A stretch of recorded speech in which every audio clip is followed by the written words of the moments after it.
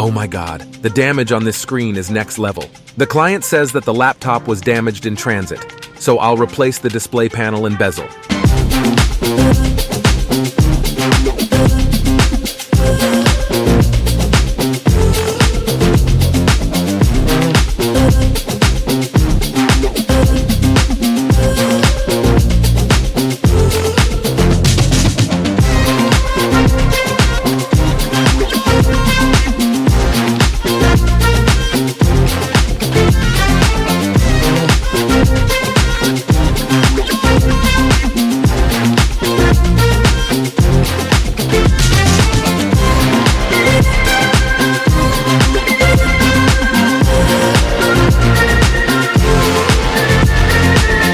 All right, time to test. Another successful repair, another happy customer.